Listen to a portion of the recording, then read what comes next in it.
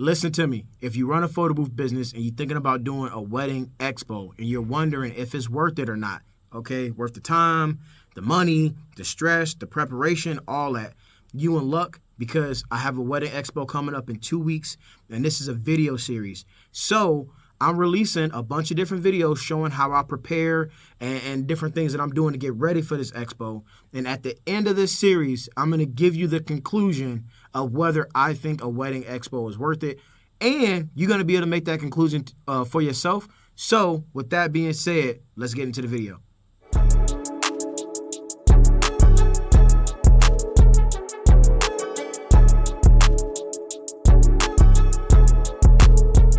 So I'm actually going to break up this video series in a couple different parts, okay? I feel like it's better because this is how my mind works. I work in phases, and I feel like that's the best way to kind of break down and deliver the information to you. This is technically phase one. So part one of this video is phase one, which is the preparation. And to me, this is the most important phase because how can you execute if you're not prepared? You can't. And if you do that and you're just winging it, then and you're just doing random things, then you're going to get random results, right? You're doing a wedding expo, you have to be very intentional. You have to lay things out, and you got to make your next move your best move, like a chess move. You feel what I'm saying? You got to be surgical. You got to be precise in your offer and different things that you're trying to accomplish. So preparation is most definitely the most important step. All right, so the first thing that you need to do is you need to set your goals. Like, it needs to be clear. And what I mean by that is when you're going to this expo, what are you trying to accomplish? Is it leads? Is it exposure? Is it networking? Like, what do you want to accomplish? Now, I would say that a lot of people who go to expos, probably 90% of them, it is for the leads. Like, you're going to get leads. Right now, we're in the month of January. The expo is in February, and this is a perfect time, in my opinion, to do an expo in the event industry because it's not as busy. It's not our busy season. It's actually our down season. So this makes sense for you to, if you want to go to an expo and it's in February or something early that's not the busy season, it makes sense because it's going to help you potentially get deposits and cash flow to help you sustain your business to get to your busy season. So that's why I'm going. I need some deposits. I need some cash flow. You feel what I'm saying? I need to get some deposits. So just know it take money to make money. Scary money don't make money. So I'm saying that because if you're thinking about doing an expo, you're going to have to purchase a booth space. It can be anywhere between $500 on up. I've seen some lower than that, but that's the typical range is $500 and up. So if I'm going to be investing this money in an expo, I want to make sure I'm going to get what I want from it, right? I need to get the right things out of it. So set your goals, whether it's leads, whether it's exposure, you're trying to get video content, you're just testing it out, you need to have a goal because that's how you're going to be able to gauge whether your expo is worth it or not. Set a goal. So after you figure out what you want to accomplish from a wedding expo, the next thing you're going to do is you're going to research expos that's going on in your area. So honestly, a lot of this research needs to happen in December. So you want to try to, if you're going to do expos, you want to try to plan for the expos that's coming up next year. So this is 2025. We in January. If you want to do an expo in the next year, you need to start planning that probably in December. And I know it's hard with all the Christmas events going on, but a lot of the expos, they have quick turnaround time. So, yeah, you just finished your Christmas season, but now it's expo season for weddings. So a lot of the places or venues or people who host these expos, at least in my area, they do them in January, they do them in February, they do them in March, right? So I try to plan and pick the ones that I want to go to and do my research in December. So when it's coming up, I can go ahead and I can get a discount for purchasing a booth early, whether it's in January or February or March, because they do that. So they'll give you discounts if you if you book a booth space early, it's an early bird booking, they might give you 10% off, maybe even 15% off. But a lot of times they do get discounts. So back to it, do your research. And how do you do research on an expo? Okay, that's a good question. I'm glad you asked. This is how you do research. You're going to look up the expo. You can go to Google, wedding expos near me, and it's going to give you some expos. What you're going to do is you're going to go to their Facebook page because they should have one. They should have an Instagram page. You're going to go there and you're going to see their posts. And what you're looking at is the quality of the content because essentially you're the vendor there, right? You have no control over the marketing that goes on for the event. So if their marketing is trash, I'm not paying you $500 and up for a booth space because I don't like the way you market the event. If they have great marketing and it's good and you can see that they're posting high quality content of the event last year and it has good engagement, likes, shares, comments, all that stuff, you can at least get the sense that they know what they're doing and then people are actually interested in going. So look at their website. If they have a website, look at how long they've been doing it. A lot of times they'll give you the dates that they're having other expos. They'll have like, what do you call them? Basically, they'll tell you like the layout, like this includes power or don't include power. We have tables and chairs provided. All that stuff should be on the website for these events and these venues. If it's not a huge deal. But that's the stuff that I want to know ahead of time. All right, the next thing you're going to do is plan out your booth, right? Like how you're going to design everything, your setup and your layout. And so this is really important for you to have a vision of how you want to set up beforehand. And so that also goes into doing some research. So you can go to social media and you could just look at TikTok or Instagram. Just type in Wedding Expo and you're going to see a bunch of different vendors. They might not be photo booth vendors. And just get inspiration from videos that you see. There's tons of people that's not in the photo booth industry that go to wedding expos. And you can get inspiration about how their setup look. And if you can find a photo booth company that did this video and they can showcase their setup, which I found some, and just go look at it, get inspiration.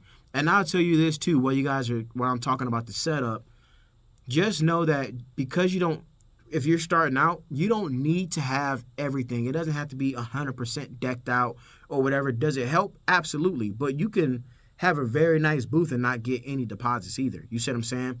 So don't let that discourage you from going and putting yourself out there. If people like you, they're going to book you. And let me tell you something, bro. Brides come at all levels. So you might have brides that they might not be able to afford the super large photo booth companies and their pricing. They might be like, bro, that's too expensive. I did like this company over here. They within my budget. I love their energy. You know, their setup wasn't miraculous, but they had a great booth. Because remember, your booth is the star of the show. All right? All that other stuff is add-ons. If they have a horrible photo booth experience, you ain't getting no deposits. You feel me? But if they have a great experience and your setup is so-so or whatever, as long as it look professional, you can get deposits. So if you don't have a lot of money to invest in a setup, don't let that stop you. But think about how you want your setup to be and find inspiration and then try to execute it. Now, I'm going to give y'all a nugget because this is where we get into that sauce. You feel what I'm saying? I try to make sure I'm giving y'all really good information. So what I'm doing this year for my wedding expo, I'm actually partnering with a company. It's Sophia's Decor LLC. I'm trying to promote her.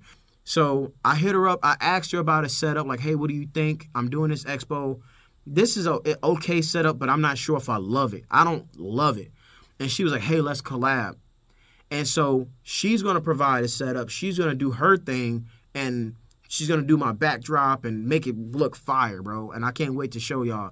So if you guys, and I made that connection from another event, man. When you go to an event, make sure you keep cards, make sure you network, you talk to everybody, because you never know what people do. They might have another business. And once you engage with those people and you get their business cards, follow them on social media. And the key is to be social. Like their stuff, engage with their videos, comment on their videos, like follow their content, follow their journey, because you're making a connection through social media and they're going to respect that. They're going to reciprocate. And now you working on that connection. So that's how that relationship played out. And so she's going to help me set up. So I don't have to buy a bunch of fancy backdrops and all that stuff. The only thing I have to provide is my photo booth, my information as far as like brochures and business cards, and a prop table. She's doing everything else. So that's a chess move that I just gave you. That's a diamond. It's a gem. And I just dropped some heat. Partner with decor people or decor companies, and they will help you with your setup. And it has to be mutually beneficial. So I'm going to let her leave her business cards at my table. I'm going to promote her. I'm going to give her shout outs. I'm going to do a bunch of video content. I'm going to make reels for her. She don't know this because I didn't tell her. It's going to be a little surprise the day of, but I'm actually going to increase my top package, right? The price of my top package that includes her coming and doing a setup the way that she does it, and my photo booth included. So I'm gonna package that partnership and sell it to people, and then I'll give her money off the top because that's what she's worth. Hey, what do you charge for this? Bam, and I'll keep the rest of the profit so we can continue to work together. So that's some sauce. I just gave it to y'all. All right, moving on. Now you need an offer. What are you gonna offer people? A lot of times, the brides, their incentive to go into wedding expos is because you can get deals, right? You can get discounts. You can get things added onto your package. They're always offering some kind of promotion to incentivize people to book early. So, and I'm talking about the vendors, which it can be you, it can be a florist, it can be a DJ. Everybody's going to have a little deal and a little special. And so I would say you have to be true to yourself when it comes to your deals, all right? And you have to set a bar like, hey, I'm not going to go below this, because you don't want to look like the desperate, cheap photo booth company.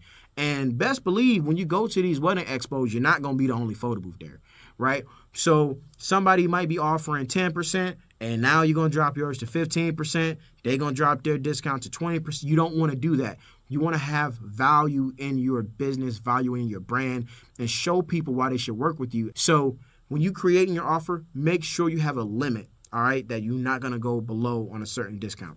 But make sure you put together your offer. You can create your own offer. This is going to take some time, but it's all good. But remember, man, stay true to yourself. Don't look thirsty out here. Okay, next step. You want to prepare your marketing materials. So your business cards, make sure you guys design your business cards. You don't already have it. And design brochures, design flyers. Make sure you guys are preparing your marketing material. You can go to Canva like I did and design flyers, brochures, get all that stuff together and make it look really, really nice. Put your information in there, put your packages in there. Make sure all that stuff is prepared. Make sure it looks nice. Take your time with it. Don't just slap something together and go out there, because this is now your brand. It's the reflection of your business, and you're going to be handing these out to people. And if you want people to respect your business and pay you what you're worth, your marketing material has to reflect that. So it's not only in how it looks, it's how you write it, it's the copy that's on there, it's how you speak it, and how you present it, how you present in your packages and your brochures. It has to be clear, concise of what you do and what you charge. So there's not tons of stuff that I got to say about this step, because it should be self-explanatory. Make sure you guys are preparing your marketing materials. All right, so let's keep it moving. Next step, your pitch. Now, I'm not going to sit here and tell you exactly what to say to people, but I will tell you this. At a wedding expo, you should not be spewing out, oh, my booth do this, and my booth do that, and my booth do this, and my booth do that, blah, blah, blah, blah. You need to be different than people. Every bride that goes to every single booth, they all get this crazy pitch as soon as they do that. So what I did last year that I thought was really successful and that helped people use my photo booth opposed to the other companies that was there, I did not straight up out the gate start pitching people. It's called a pattern interrupt. They're used to doing something over and over and over, but you interrupt the pattern by doing something different, and now you hook them, you got their attention, and they're focusing on you. So it's, a lot of times it's a bunch of ladies, you know what I mean? They come up, and I'll just say, all right, which one of you lucky ladies is getting married, or is it all of you? You know, is everybody getting married? They'll be like, oh, she's getting married, I'm getting married. Well, listen, congratulations. Are you looking for a booth? Or are you interested in having a photo booth at your wedding? I'm not pitching out all the stuff that my booth can do, right? I'm asking, is there interest? Are you interested in this? And they're going to say, yes, I'm really, really interested, or I haven't thought about it, but I would like for you to show me what you got. All right, cool. Well, come this way. And so I'm going to get into the flow and the process in another video as we do the series, but I'm saying I got them over to the photo booth. I let them have the experience. I let them use different features. This is my prop table. Listen, I don't know if y'all had drinks in your system yet. If you have, great, grab a prop. If not, I understand. Sometimes you do gotta be a little bit tipsy to get you a prop. But I give them the prop table. They usually love it. Oh, this is so cute. This is nice. Great.